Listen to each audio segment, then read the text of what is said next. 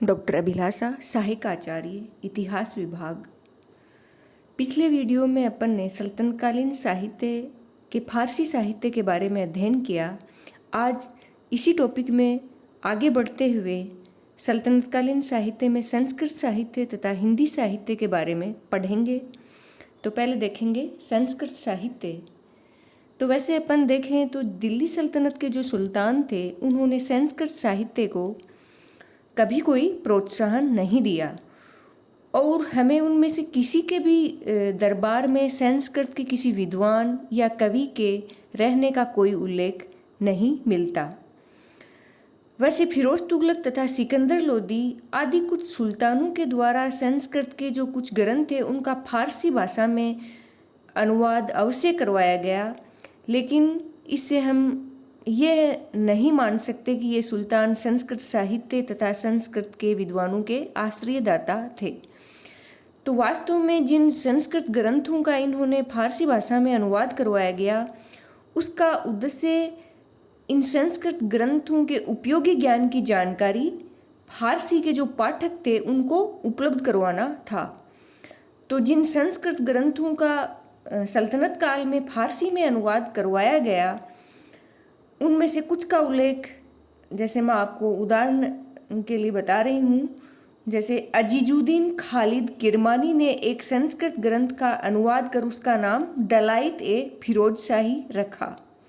ऐसे ही एक औषधि शास्त्र पर एक संस्कृत ग्रंथ था, उसका फारसी अनुवाद लोदी शासक सिकंदर लोदी के प्रसिद्ध वजीर मियाँ भुआ ने किया था और उसका नाम तिब ए सिकंदरी रखा गया। इस ग्रंथ का अनुवाद सिकंदर लोदी के संरक्षण में किया गया था और इसे उसी को समर्पित भी किया गया। इसी प्रकार बहमनी सुल्तान अहमद शाह प्रथम के समय भी कुछ संस्कृत ग्रंथों का फारसी भाषा में अनुवाद करवाया गया।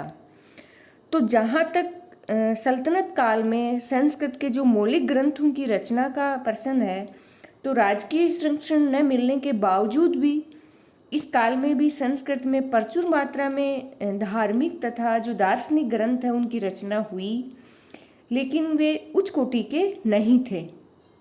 12वीं शताब्दी में जयदेव ने अपने सुप्रसिद्ध ग्रंथ गीत गोविंद की रचना की और वारंगल के राजा प्रताप रुद्रदेव के जो प्रसिद्ध दरबारी कवि थे अगस्त्य, उन्होंने भी महाभारत की कथा से संबंधित कई रचनाएं लिखी थी। इसके अतिरिक्त विद्यापति, विद्यारण्य और वासुदेव भी इस काल के प्रसिद्ध संस्कृत विद्वान हुए और उन्होंने अनेक संस्कृत ग्रंथों की रचना की। इसी के साथ इस काल में अनेक ऐतिहासिक काव्य ग्रंथों की भी रचना हुई, जिनमें है कलहण की राजंतरंगिणी, प्रज्ञा भट्ट और सुक की राजवती पताका, नयनचंद्र सूरी का हमीर महाकाव्य आदि महत्वपूर्ण है। इसी के साथ इस समय अनेक सुंदर नाटकों की भी रचना की गई। जैसे उदाहरण के लिए हरकेली नाटक, सोमदेव रचित ललित विग्रहराज नाटक, जयदेव द्वारा लिखित प्रश्न राघव, वामन भट्ट बाण का पार्वती परिणय आदि नाटकों की रचना सल्तनत काल में ही हुई। और हिंदुओं का जो प्रसिद्ध कानूनी ग्रंथ था मिताक्षरा, इसकी रचना भी विज्ञानेश्वर ने इसी समय में की। इसी समय ज्योतिष के जो प्रकांड पंडित थे भास्कराचार्य, वो भी इसी समय हुए। इसी के साथ जो विजयनगर सम्राट थे उन्होंने भी संस्कृत साहित्य को बहुत प्रोत्साहन दिया और उनके दरबार में संस्कृत के अनेक विद्वान आश्रय पाते थे। वेदों के टीकाकार सायन उनमें सर्वाधिक प्रसिद्ध थे। तो ये तो था सल्तनत युगीन संस्कृत साहित्य। अब अपन इसी टॉपिक में आगे सल्तनत युगीन साहित्य में हिंदी साहित्य पर नज़र डालेंगे। तो सल्तनत काल में हिंदी का विकास प्रारंभ ही हुआ था और यद्यपि जो तुर्की सुल्तान थे उनको हिंदी के विकास में कोई विशेष रुचि नहीं थी, फिर भी धीरे धीरे यह मध्य भारत के लोगों की भाषा का रूप ग्रहण कर रही थी और हिंदी भाषा में साहित्य की रचना 13वीं शताब्दी के जो प्रारंभिक चरण था उसमें ही इसका शुभारंभ हुआ था। तो जो हिंदी के प्रारंभिक लेखक हैं उनमें हैं अजमेर के चौहान नरेश, पृथ्वीराज तृतीय के दरबारी कवि चंदबरदाई अधिक प्रसिद्ध थे। तो चंदबरदाई ने पृथ्वीराज रासो नामक महाकाव्य की रचना की। इसी प्रकार जो दूसरे हिंदी के प्रसिद्ध कवि थे वो थे सारंगधर, जिन्होंने हमीर रासो की रचना की। हमीर रासो में उन्होंने जो रणथंभौर के शासक थे हमीर, उनके कार्यों का उल्लेख किया है। इसी प्रकार नरपति नालह ने भिसलदेव रासो और दलपत विजय ने खुमान रासो की रचना की।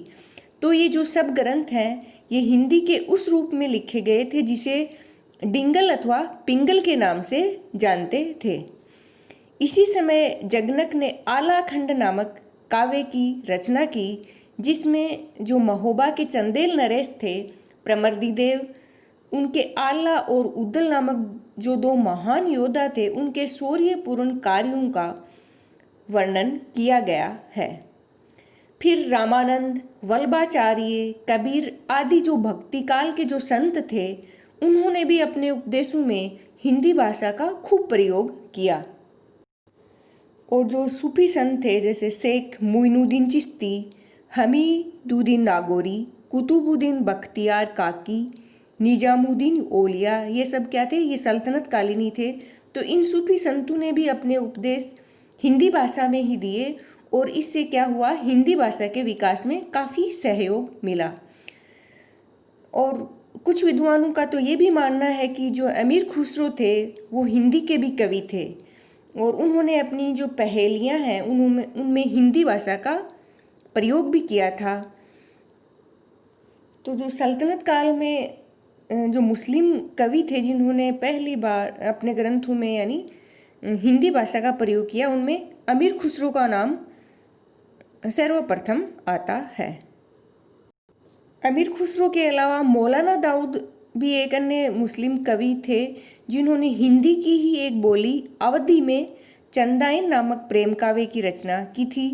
इसी प्रकार एक अन्य मुस्लिम कवि कुतुब ने अवधी में मृगावती नामक एक प्रेम काव्य लिखा था। इसके साथ ही मलिक मोहम्मद जायसी द्वारा 1540 ईस्वी में रचित पद्मावत भी एक उच्च कोटि के हिंदी ग्रंथ की श्रेणी में आता है। तो ये था सल्तनत युगीन हिंदी साहित्य। फिर अपन सल्तनतकालीन साहित्य के बारे में चर्चा करेंगे तो वहाँ पे उर्दू भाषा का जिक्र और से होगा, क्योंकि सल्तनत काल में विदेशी तुर्कों और हिंदुओं के पारस्परिक संपर्क के परिणाम स्वरूप एक नवीन भाषा का जन्म हुआ, वह थी उर्दू भाषा। और इसका प्रारंभिक नाम जबान ए हिंदवी था, किंतु बाद में यह उर्दू के नाम से प्रसिद्ध हुई। प्रारंभ में उर्दू मेरठ तथा जो दिल्ली का समीपवर्ती क्षेत्र था उसमें ही बोलचाल में ये भाषा प्रयुक्त होती थी और उर्दू की व्याकरण लगभग हिंदी के ही समान थी, किंतु फिर क्या हुआ, इसमें धीरे धीरे फारसी तथा अरबी के शब्दों की प्रमुखता हो गई। तो प्रारंभ में उर्दू का प्रचलन केवल बोलचाल की भाषा के रूप में ही था, किंतु 13वीं सदी के अंत तक उर्दू ने विचारों की अभिव्यक्ति के लिए भी उपयुक्त भाषा का रूप ग्रहण कर लिया था। और अमीर खुसरो पहले मुस्लिम कवि थे जिन्होंने अपने विचारों की अभिव्यक्ति के लिए उर्दू भाषा का प्रयोग किया। किंतु जहाँ तक अपन देखें तो जो दिल्ली सल्तनत के जो सुल्तान थे उन्होंने उर्दू भाषा को बिल्कुल भी प्राचुर्य नहीं दिया और इस पूरे काल में जो दरबारी भाषा माने या राजकीय भाषा माने तो वो फारसी ही रही। और यही कारण है कि फारसी ही सांस्कृतिक और बौद्धिक आदान प्रदान की भाषा बनी रही।